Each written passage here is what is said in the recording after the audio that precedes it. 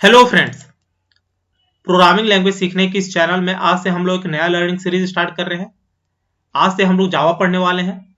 इससे पहले यदि आपने सी प्लस प्लस पढ़ रखा है या फिर पाइथन भी पढ़ रखा है तो आपके लिए ये पूरा सीरीज काफी सिंपल होने वाला है।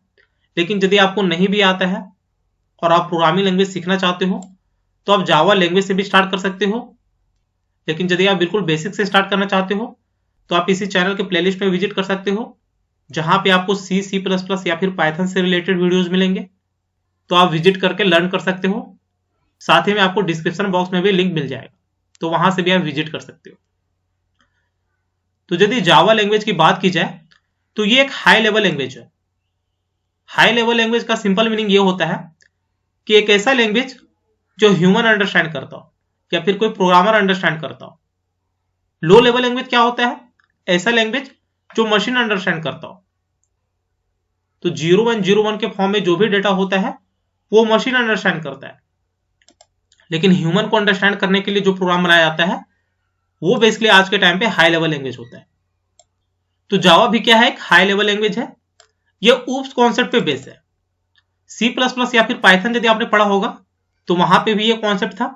Oops basically stands for object oriented programming system. ये बेसिकली क्या है? एक तरीका है प्रोग्राम करने का, जहां पे आप ऑब्जेक्ट और क्लास के बारे में डील करते हो। यहाँ पे आप अलग अलग फीचर पढ़ते हो, जैसे इनहेरिटेंस हो गया, इनकैप्सुलेशन हो गया, पॉलीमॉर्फिज्म हो गया, अब्स्ट्रैक्शन हो गया। तो वो सारे फीचर यहाँ पे आप पढ़ते हो, तो इससे आपके बहुत सारे कॉम्प्लेक्स प्रॉब्लम सॉल्व होते हैं और साथ ही में आपका डेटा सिक्योर होता है। तो इसीलिए ऊप्स कॉन्सेप्ट पढ़ा जाता है और किसी भी लैंग्वेज को ऊप्स कॉन्सेप्ट बनाया जाता है। तो जावा भी ऊप्स कॉन्सेप्ट पे बेस है। साथ ही में क्या है कि इजी है, सिंपल एंड सिक्योर है। सिक्योर इसलिए है क्योंकि यहाँ पे आप डेटा को सिक्योर कर सकते हो। आपके पास फैसिलिटी होता है कि डेटा को सिक्योर करना। यदि इन्वेंशन की बात की जाए तो इसका इन्वेंशन जेम्स गोसलिंग ने 1991 में किया था। जेम्स गोसलिंग एक कंपनी में काम करते थे जो बेसिकली था सन माइक्रो सिस्टम। इसका यदि फाउंडर की बात की जाए तो विनोद खोसला के द्वारा 1982 में बनाया गया था। तो इसी कंपनी पे जेम्स गोसलिंग काम करते थे और उन्होंने 1991 में इसे बनाया था। लेकिन 1995 में इसको पब्लिकली रिलीज किया गया था और जिस नाम से रिलीज किया गया था वो था जेडीके अल्फा एंड बीटा। इसका यदि करंट वर्जन की बात की जाए तो इसका करंट वर्जन है जावा SE 15, जो कि फिलहाल सितंबर 2020 में बनाया गया है और एक्सपेक्ट किया जा रहा है कि 2021 में जावा SE 16 भी लॉन्च हो जाए। यदि इसके सारे वर्जन की बात की जाए तो मैंने यहां पे मेंशन कर दिया है, आप देख सकते हो। जेडीके 1.0 जो वर्जन आया था वो जनवरी 1996 में आया था। कहीं कहीं पे आपको ये 1995 में भी मिलेगा, तो उतना आपको केयर नहीं करना है। यहाँ पे आप देख सकते हो ये जनवरी के आसपास है, मतलब 95 जैसे ही खत्म हुआ वैसे ही इसको रिलीज कर दिया गया। इसके साथ ही जेडीके 1.1 आया जो कि 1997 में आया था। उसके बाद J2 SE वर्जन स्टार्ट हुआ, तो ये भी कुछ सालों तक चला। उसके बाद जो अभी तक चलता आ रहा है जावा SE, ये स्टार्ट हुआ दिसंबर 2006 से और ये अभी तक चलता चला आ रहा है। फिलहाल जो अभी चल रहा है वो जावा SE 15, जैसा कि मैंने आपको बताया ये सितंबर 2020 में रिलीज किया गया था और जो एक्सपेक्टेड है मार्च 2021 में वो जावा SE 16 लॉन्च होने का, तो हो सकता है वो भी रिलीज हो जाए। तो यदि आप इसको नोट करना चाहते हो तो आप नोट कर सकते हो, वैसे कोई जरूरी नहीं है। तो ये हमारा था सारे वर्जन्स। यदि इसका नेमिंग की बात की जाए तो स्टार्टिंग में बहुत सारा नाम सोचा गया कि आखिर इस लैंग्वेज को क्या नाम दिया जाए।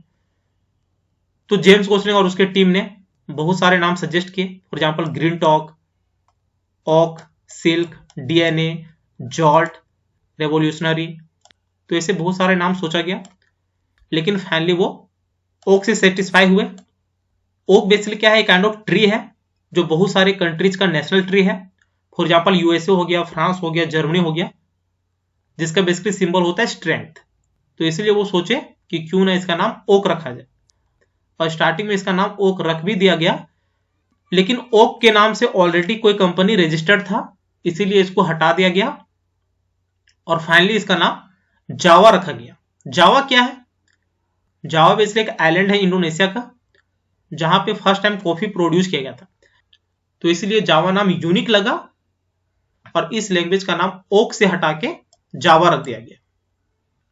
इसीलिए यदि आप देखोगे तो इसका जो सिंबल होता है जावा का, वो आइकन इस तरह बना आता है। यहां पे ये कॉपी ऑफ मग की तरह दिखेगा, तो वो इसी कारण से है। इसका यदि फीचर की बात की जाए तो सबसे इंपॉर्टेंट फीचर है राइट वंस रन एनीवेयर। मतलब आप इसको एक बार राइट कर सकते हो और कहीं पे भी रन करवा सकते हो। तो इसीलिए बोला जाता है कि जावा एक पोर्टेबल लैंग्वेज है। आपने एक सिस्टम पे बनाया और किसी दूसरे सिस्टम पे रन करवाया, तो ये काम आप कर सकते हो जावा में। साथ ही में बोला जाता है कि जावा एक प्लेटफॉर्म इंडिपेंडेंट लैंग्वेज है। प्लेटफॉर्म इंडिपेंडेंट क्या होता है? इसका मतलब यह होता है कि आप अलग अलग ऑपरेटिंग सिस्टम पे इसको रन करवा सकते हो। साथ ही में क्या है, कंपाइलर इंटरप्रेटेड लैंग्वेज है। इसमें बेसिकली क्या होता है, कंपाइलर इंटरप्रेटर दोनों होता है। वैसे तो हम लोग पढ़ने वाले हैं कि जावा कैसे काम करता है, वहीं पे इसको अच्छे से डिटेल में समझेंगे, लेकिन फिलहाल के लिए आपको यह समझना है कि जावा एक कंपाइलर इंटरप्रेटेड लैंग्वेज है। साथ ही में इसका जो फीचर है मल्टी थ्रेडेड। मल्टी थ्रेडेड क्या होता है कि जब आप एक प्रोग्राम बनाते हो और उसको रन करते हो, तो वो प्रोग्राम छोटे छोटे टास्क से मिलकर बना होता है, या फिर आप बोल सकते हो छोटे छोटे प्रोसेस से मिलकर बना होता है। तो हर एक इंडिविजुअल प्रोसेस जो होता है वो एक थ्रेड कहलाता है। इसीलिए जावा को एक मल्टी थ्रेडेड लैंग्वेज बोला जाता है। तो ये भी हम लोग डिटेल में देखने वाले हैं आने वाले वीडियो में। साथ ही में इसका प्री डिफाइंड लाइब्रेरी है। प्री डिफाइंड लाइब्रेरी वो होते हैं जो बेसिकली क्लासेस और फंक्शन से मिलकर बने होते हैं। इसे बस आपको इंपोर्ट करना होता है, क्योंकि इससे आपका काम काफी आसान होता है। यदि आप सी और C++ लैंग्वेज सीखे होंगे तो वहां पे भी हमने studio.h, conio.h, iostream ये सारे लाइब्रेरी यूज किया है। तो वहां पे हम लोग इसको इंपोर्ट करते थे और इससे रिलेटेड जो भी कीवर्ड्स होते थे या फिर फंक्शंस होते थे, फॉर एग्जांपल के लिए सी इन हो गया, सी आउट हो गया, या फिर प्रिंट अप हो गया, स्कैन अप हो गया, तो वो सारे मेथड हम लोग यूज कर लेते थे। तो जावा भी एक क्या है, प्री डिफाइंड लाइब्रेरी है जो बेसिकली कलेक्शन ऑफ क्लासेस और फंक्शन से मिलकर बना होता है। यदि इसकी एप्लीकेशन की बात की जाए तो इसका यूज आप वेब एप्लीकेशन के लिए कर सकते हो, मोबाइल एप्लीकेशन के लिए कर सकते हो, डेस्कटॉप एप्लीकेशन के लिए कर सकते हो, गेम एप्लीकेशन बना सकते हो। साथ ही में इसका यूज क्लाउड बेस से रिलेटेड हो सकता है, बिजनेस एप्लीकेशन हो सकता है, कंसोल से रिलेटेड एप्लीकेशन बना सकते हो, साइंटिफिक एप्लीकेशन से रिलेटेड बना सकते हो। तो ये सारा काम आप जावा के थ्रू कर सकते हो। तो ये हमारा फिलहाल इंट्रोडक्शन सेशन था। आने वाली सीरीज में हम लोग A to Z जावा के बारे में पढ़ने वाले हैं। तो उम्मीद है आपको ये वीडियो जरूर अच्छी लगी होगी। यदि अच्छी लगी होगी तो चैनल को शेयर और सब्सक्राइब जरूर करें। साथ ही बेल आइकन को भी प्रेस कर लेना, ताकि जैसे ही मैं नया वीडियो अपलोड करूं उसकी नोटिफिकेशन आपको तुरंत मिल जाए। Thank you, happy learning.